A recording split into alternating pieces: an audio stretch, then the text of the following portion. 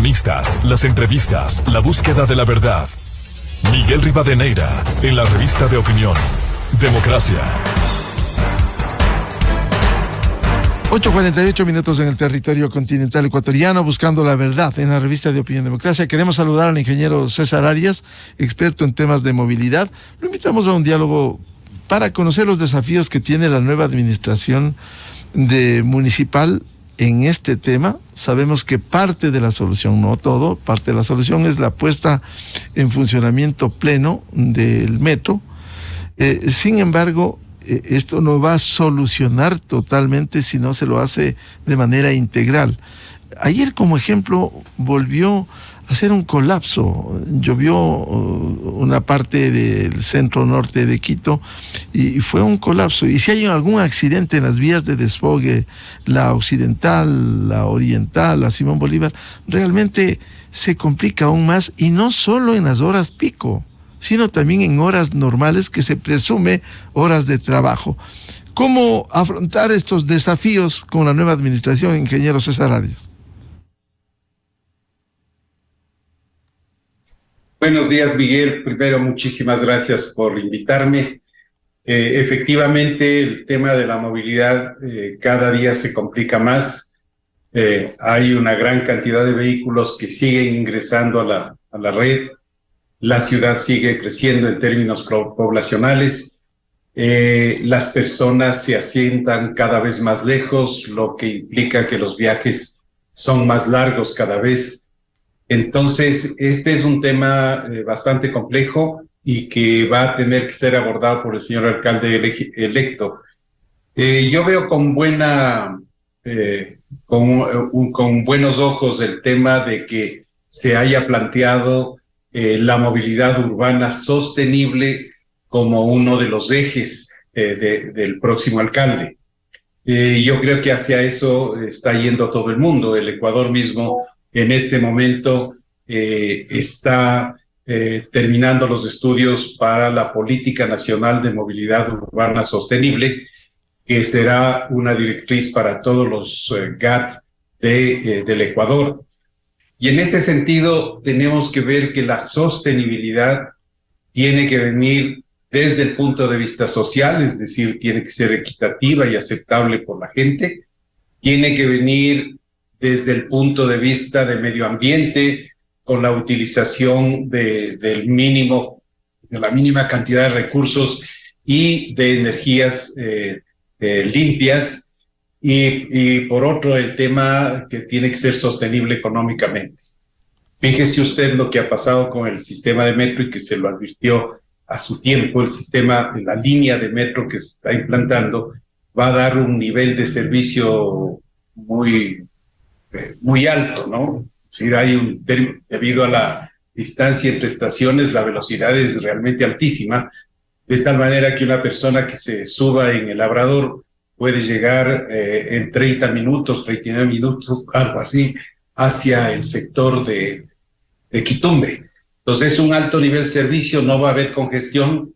Eso también, la previsión inicial era de 400,000 pasajeros. Hoy estamos hablando de poco menos de 200,000, pero eso significa que no va a haber congestión dentro del tren. Entonces, es un alto nivel de servicio. Por lo tanto, no es necesario aplicar políticas como las de México, de diferenciar los vagones, por ejemplo, entre mujeres y niños, y por otro lado los hombres. Entonces va a haber un buen nivel de servicio, pero ese buen nivel de servicio cuesta, ¿no? Entonces el problema fundamental del municipio ahora, o uno de los problemas, es el tema de financiamiento, el tema económico, y eso limita las posibilidades de intervención en otros sectores de la ciudad. Por ejemplo, en el tema de agua potable, yo escuchaba que hay muchísimos barrios que ya no tienen agua potable, que no tienen alcantarillado, las vías que no se pueden intervenir, etcétera, porque no hay recursos. Y justamente lo que usted mencionaba en la entrevista anterior, hay que optar por gastar el dinero de la forma que realmente tengamos réditos, que tengamos beneficios. O sea, no gastar el dinero porque me gusta, sino porque realmente eso significa una inversión para la sociedad. Entonces, y que esta inversión, esta rentabilidad social esté garantizada, ¿no es cierto? Si nosotros pensamos que con una línea de metro en la que hemos invertido más de 2.000 millones de dólares, podríamos haber hecho 20 proyectos trolebús, ¿no es cierto? Hubiéramos podido llegar a un mayor número de personas, porque el 90% de la gente va a estar totalmente cautiva del sistema de transporte convencional y de los corredores de transporte de Quito. Esos no han sido mejorados. Entonces, uno de los temas fundamentales, como usted decía, es ponerle a funcionar en las mejores condiciones al metro, tener la posibilidad de ir integrando paulatinamente a los otros sistemas de transporte. O sea, la integración hay que hacerla, pero la integración no se puede hacer de la noche a la mañana.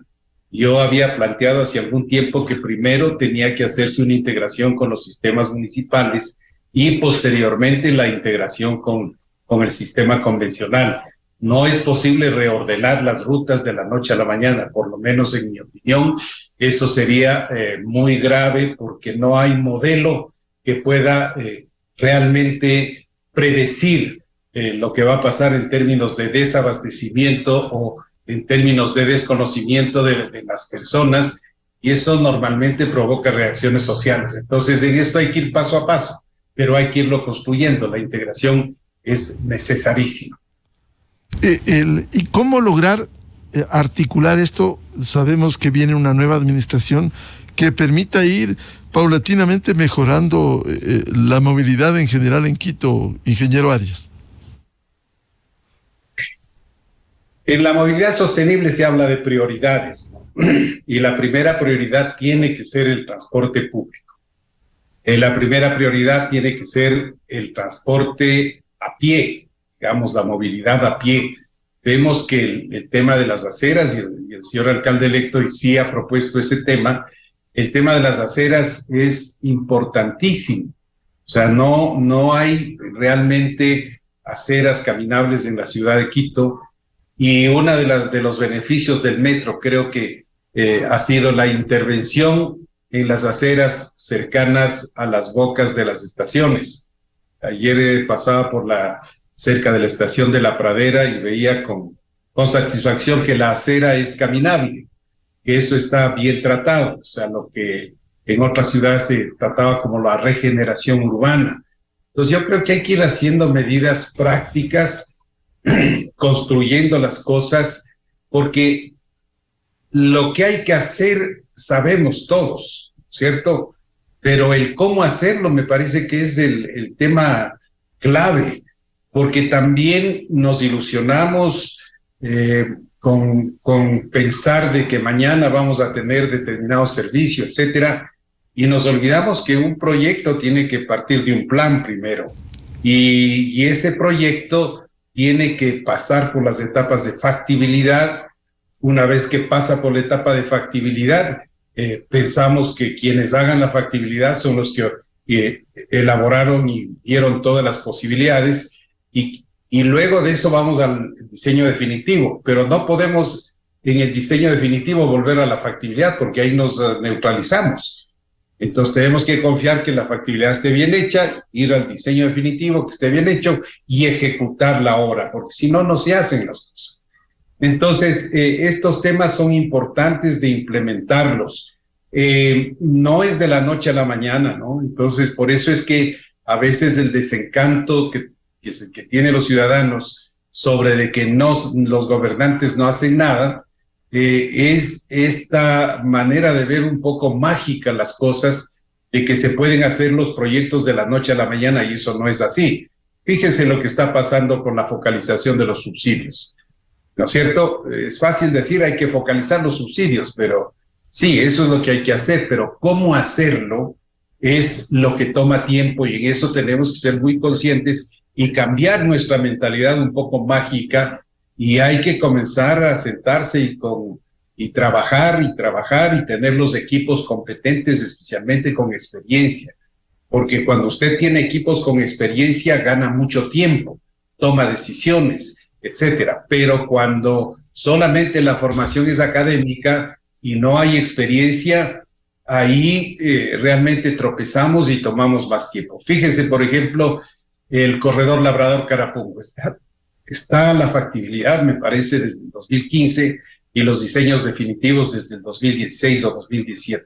Y hasta ahora no se puede atender casi a 300,000 habitantes que están en la parroquia de Calderón y Carapungo.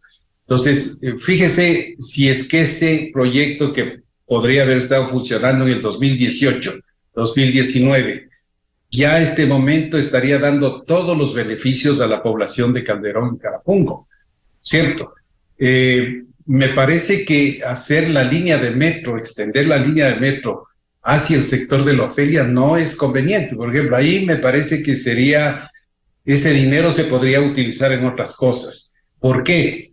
Porque el corredor central norte tiene capacidad de rebase de las unidades. Entonces usted puede poner buses articulados que salgan cada 2 minutos de la Ofelia, vayan rebasando a lo largo del corredor central norte y lleguen directamente a la estación de Labrador en 10 minutos.